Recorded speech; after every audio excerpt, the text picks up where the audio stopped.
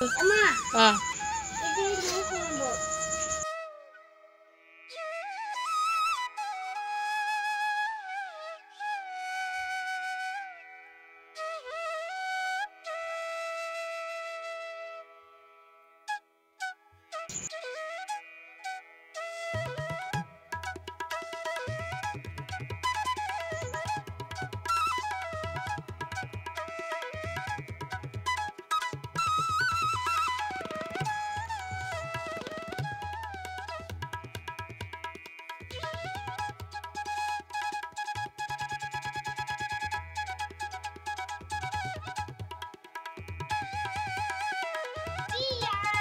তাই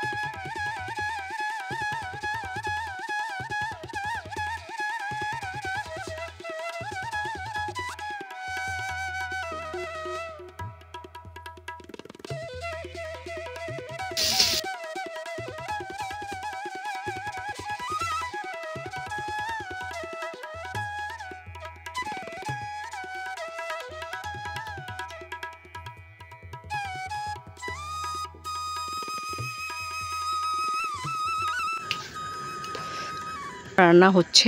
গরমে থাকতে পারছি না, বাইরে যাই একটু পেছনে, ভালো গরম গো। আর এই গরমে মানে আগুনের সামনে থাকা মানে কি বলবো আর, অতিষ্ঠকর। এখন বাজে হচ্ছে তোমার 9টা। দোকানপাট মোটামুটি বন্ধ হয়ে গেছে, কিছু কিছু দোকান খোলাও আছে। 10টার মধ্যে আমাদের এখানে সব দোকানপাট বন্ধ হয়ে যায় আর কি। রাত্রিবেলা কিন্তু বৃষ্টি হয়েছিল, তো মাটি ভেজা আছে। আবার রাত্রে যদি আজকে একটু বৃষ্টি হয় ভালোই হবে, একটু ঘুমানো যাবে আর কি। কালকে জানি না কেন বৃষ্টি হচ্ছিল, তবুও গরম লাগছিল খুব। তবুও বৃষ্টি হচ্ছিল দিক দিয়ে, কিন্তু আবার ফ্যানও চলছিল, এতটাই গরম। বৃষ্টি হচ্ছিলো যেন গুবলুকে আমি আমার বিছানাতে নিয়ে এলাম, ওই যে রাত্রেবেলা আমার কাছেই থাকুক, বিদ্যুৎ চমকাচ্ছিল। তারপরে আবার দেখি ছেলেটা আবার ওই বিছানাতে চলে গেলো। গরমে থাকতে পারছি না। মা বলছে গেলে মা আমাকে হাওয়া দাও হাওয়া দাও, তো হাওয়া দিচ্ছি ঘুমালো কিছুক্ষণ, তারপর আবার চলে গেছে ওই বিছানাতে। আর দেখো ফুলগুলো কি সুন্দর ফুটে আছে।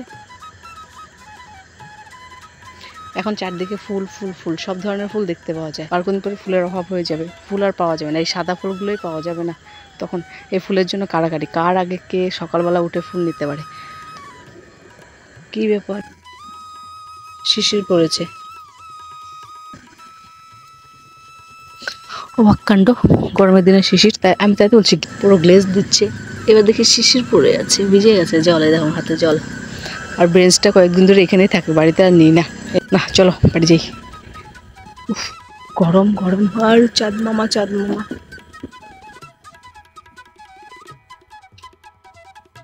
ভিতরে কি? ও, আমি ভয় পেয়ে গেছিলাম, ভিতর দিকে ব্যাং ঢুকে আছে। কি শব্দ করে রে?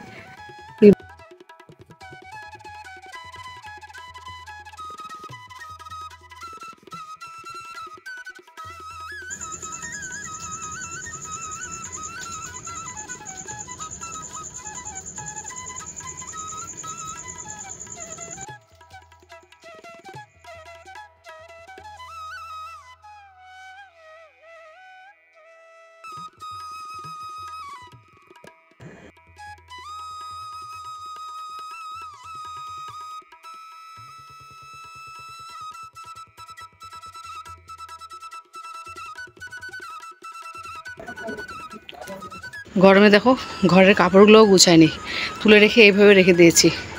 মানে ঘরে যে 5টা মিনিট দাঁড়িয়ে গুছাবো সেটার ক্ষমতা নেই, এত গরম এত গরম। কালকে গুছাবো। হাত মুখ ধুয়ে সব কাজকর্ম মানে সকালের কাজকর্ম মোটামুটি কমপ্লিট করে রেখে এলাম।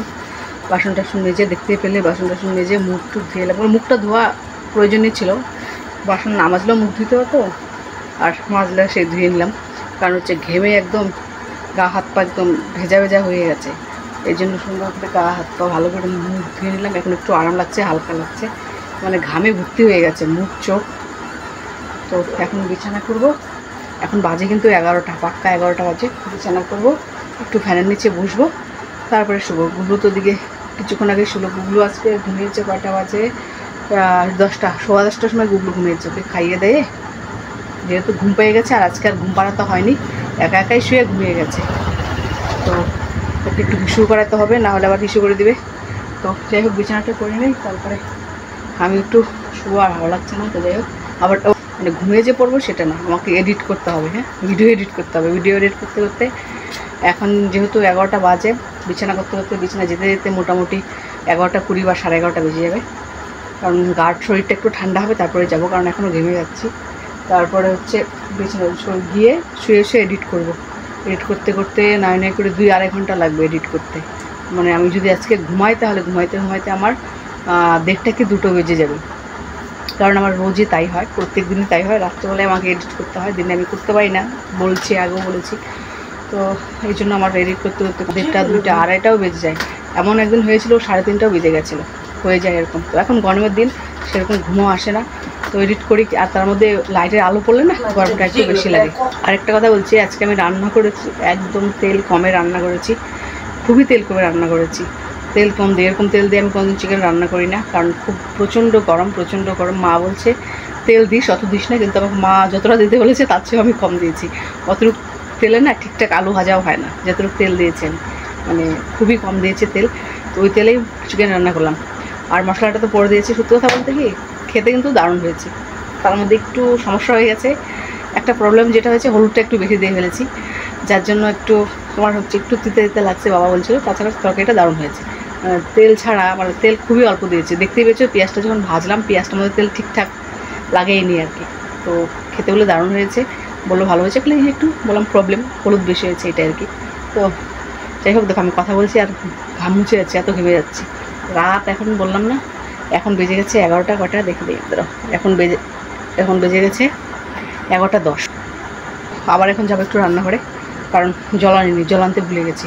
তো 1 বোতল জল নিয়ে আসি, কারণ জলটা মাস্ট, রাত্রবেলার জল তো রাখতেই হয়।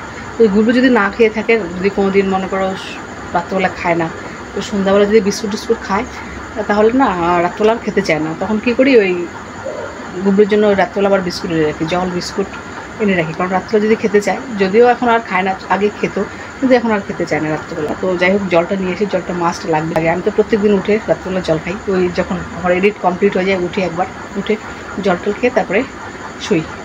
তো যাই জলটা নিয়ে আসি আগে। তো জল নিয়ে চলে গেলাম, বোতল আর পেলাম না। বোতল হচ্ছে মার ঘরে, মা তো ঘুমিয়ে গেছে, মানে শুয়ে পড়ে গেছে, আমি আর দেখলাম না। তো গ্লাসে জল নিয়ে এলাম। তো আমার বিছানা কমপ্লিট হয়ে গেছে করা।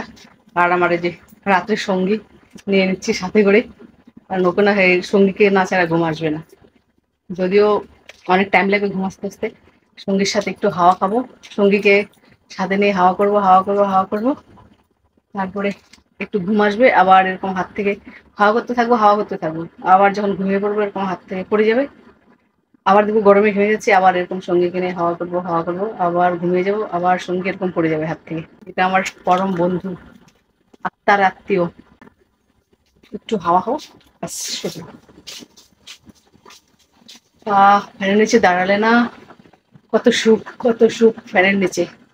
আর সত্যি কথা বলতে, আমাদের এই ফ্যানটাকে কি বলবো জানি না, মানে ফ্যানের হাওয়াটা সত্যি কথা বলতে এত ঠান্ডা, যেই এই ফ্যানের নিচে বসে বলে আমি এত হাওয়া খেয়েছি, কিন্তু এই ফ্যানের মতো হাওয়া কোনো ফ্যানেরই লাগেনি। মানে বসলে মনে হয় কি কেউ ঠান্ডা জলে স্নান করিয়ে দিল, এত সুন্দর ঠান্ডা হাওয়া। সেই যদি মনে করো খুব গরম, মানে এখন তো বললাম অনেক 38 ডিগ্রি 39 ডিগ্রি করে যাচ্ছে টেম্পারেচার। তো 3টার সময় যদি আমি ফ্যানটা ছাড়ি, ঘন্টাখানিক তো মোটামুটি মানে হাওয়া ঠান্ডাই থাকবে, তারপরে একটু হালকা গরম হয়ে যায়, ঘুরতে ঘুরতে গরম হয়ে যায়। কিন্তু রাত্রেবেলা যে চলছে সন্ধ্যার পর থেকে, কিন্তু এখন কিন্তু একদমই ঠান্ডা। তো যাই গন্তব্যস্থানে, বাই। এখন একটু চেকিং হবে ভালো করে, কারণ দেখি মশা সঙ্গীরা ভিতরে ঢুকে আছে কি নাই। যদিও প্রত্যেক দিনে একটা করে আমাকে মশা মারতেই হয়, জানি না কোন দিক দিয়ে ঢুকে যায়। শুয়ে আছে দেখি পায়ের মধ্যে বেশ কামড়। আর তখন না লাইট, ফোনের আলো জ্বালিয়ে খুঁজি, আর খুঁজে পাই না। তারপরে যখন খুঁজে পাই, তখন দেখি রক্ত খেয়ে মোটা হয়ে আছে আর কি। তো যাই, রাখি।